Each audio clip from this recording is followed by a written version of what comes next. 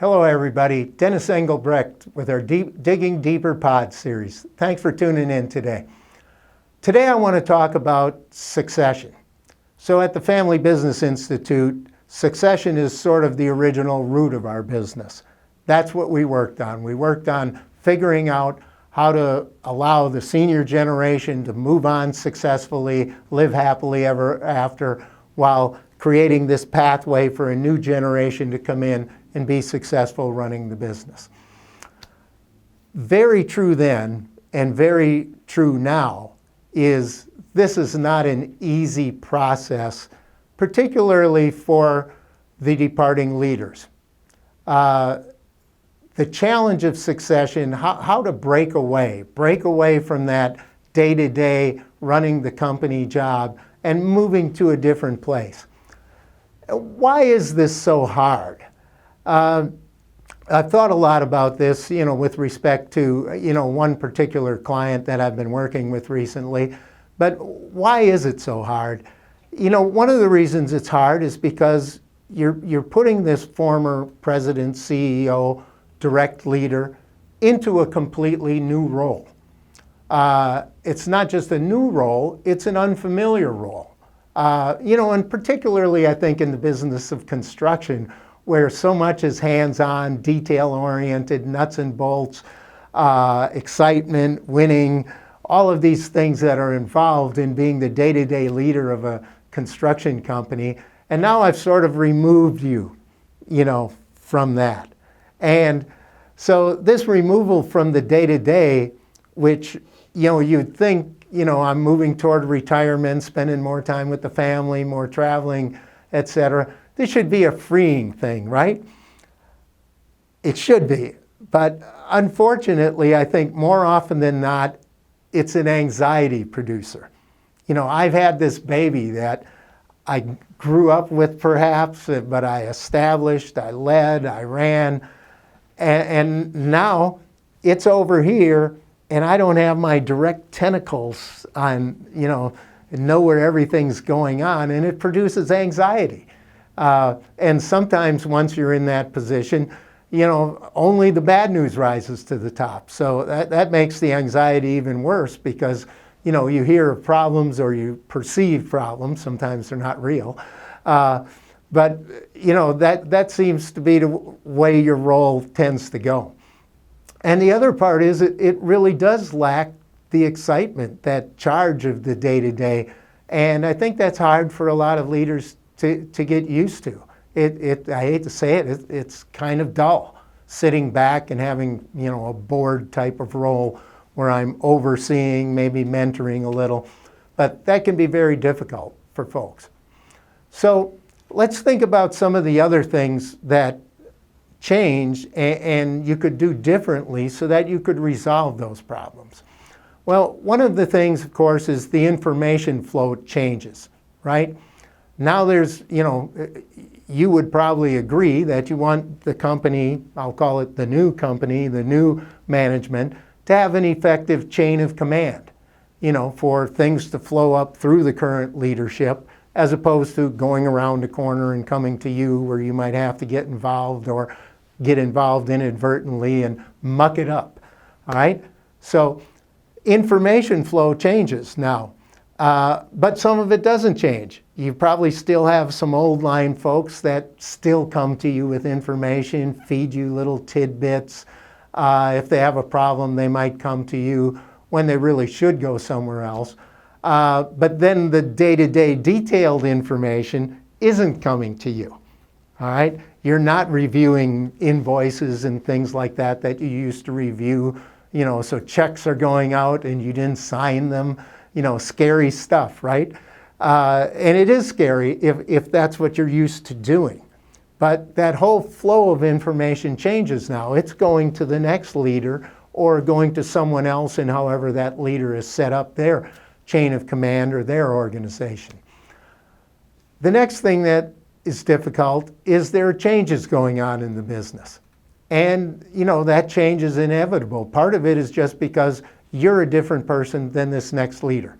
That, in and of itself creates a different culture, creates a different way meetings might be organized, might be run, the different things that they do in their role that you didn't do, or they do things, or they don't do things that you think they should do, but they don't because that's not their personality. That's not who they are. They're a different leader. But lots of other things change too. The people change, policies, procedures, and there's always a tendency, I think, for that leader, that ex-leader, to sort of protect the old guard, and the old guard being those folks that you grew up with in the business, at whatever level they are in the company, versus the new people, the younger people. And those old guard are probably the ones you hear from again. But the same thing happens with the old ways. There are new ways now, and maybe you don't fully understand them or fully agree with them or buy into them.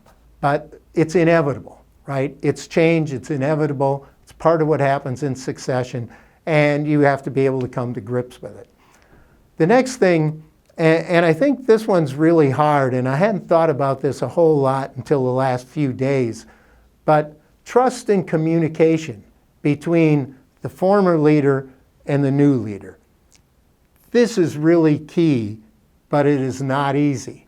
Again, all of a sudden there's this different chain of command, different information flow, and trust is oftentimes based on what you hear, see, know, and you're no longer hearing and seeing and knowing all the things you used to know.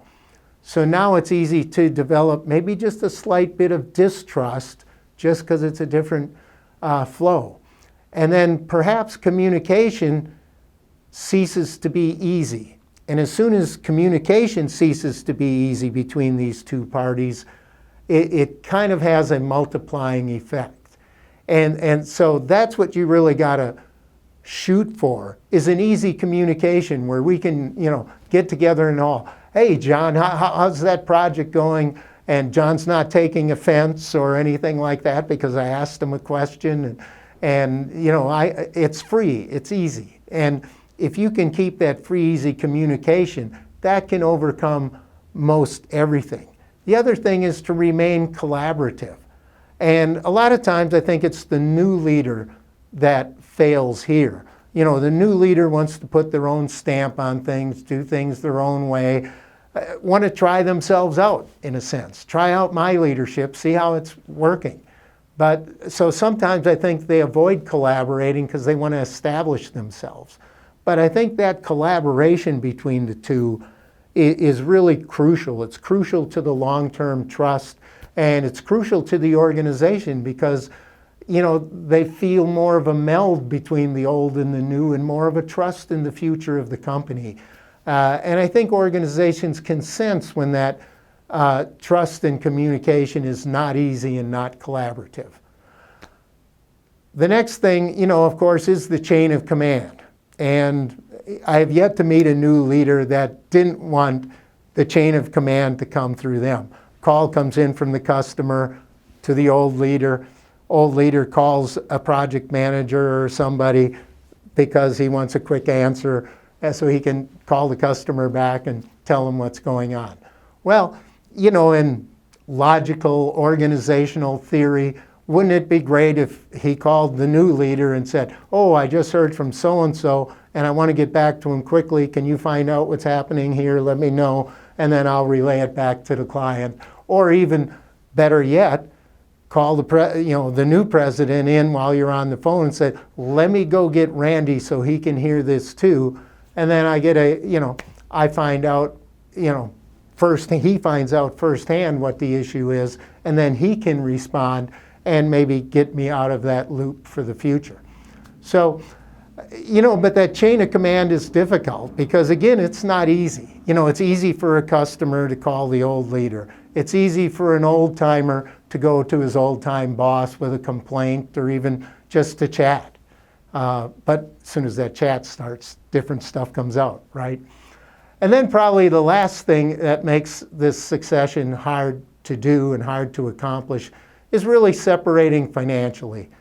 Once you're no longer the leader of the company, it is important that you separate financially, that the personal things that you maybe used to do through the company, run through the company, get minimized down to what's a normal benefit level and those sorts of things, because that is something that affects everybody.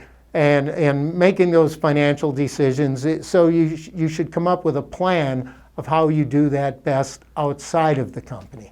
And to the extent that you can do that, that again helps make that succession a success. So again, hard to back away, in a succession scenario, but there are ways to do it. Really work hard to keep that trust and communication going, so your relationship between the incoming and outgoing leaders remains easy and collaborative. Again, Dennis Engelbrecht, Digging Deeper. Thanks for tuning in.